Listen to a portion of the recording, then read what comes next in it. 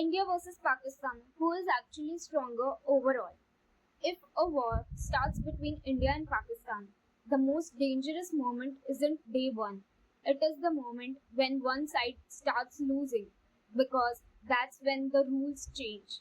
And in this region, when the rules change, they don't just affect two countries, they affect the entire world.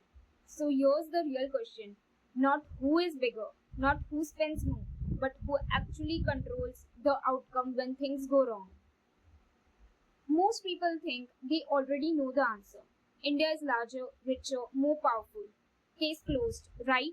Not exactly, because every military planner looking at this conflict sees something else. A balance that shouldn't exist but does. And it's built on one idea. You don't have to be stronger everywhere. You just have to be stronger at the moment that matters. Chapter 1, The Illusion of Numbers. Let's start with the obvious. India has more than double the active soldier of Pakistan. So logically, India should dominate. But here's what most people miss. Those soldiers aren't standing in one place. They spread out across borders, across terrains, across different threads. Now imagine the opposite, a smaller force, but one that is constantly preparing for one specific scenario, one direction, one opponent. So here's the uncomfortable question. In the first 48 hours of a conflict, who is actually more ready? Chapter 2, The Money Paradox. Now let's talk money. India spends massively more on defense than Pakistan. That should settle it. But here's where it gets interesting. Military power isn't about how much you spend, it's about what you prepare for. India prepares for multiple scenarios land, sea, air, even beyond its immediate borders. Pakistan, it prepares for a narrower conflict, and that creates a strange imbalance. One side is broader, the other side is sharper.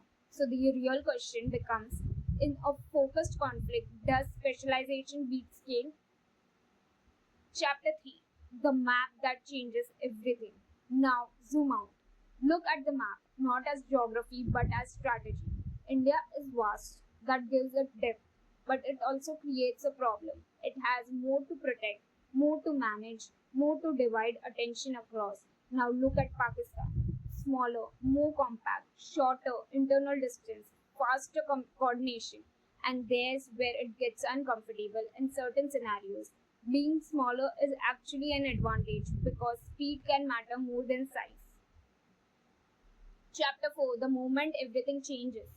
Now we reach the part nobody can ignore. Nuclear weapons, both India and Pakistan have them, which means there is a line neither side wants to cross.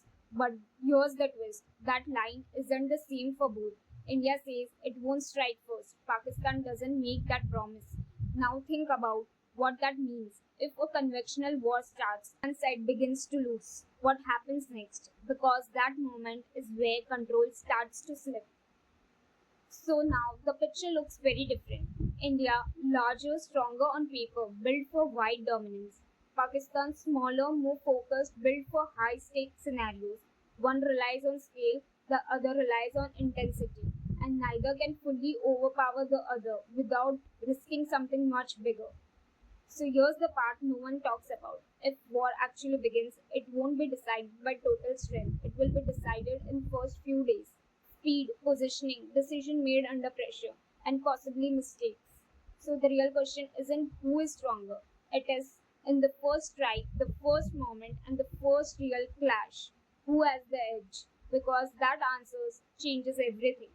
And that's exactly what we are breaking down next. Army versus army, not theory, not numbers, but what actually happens when they meet. Stay tuned for the next episode.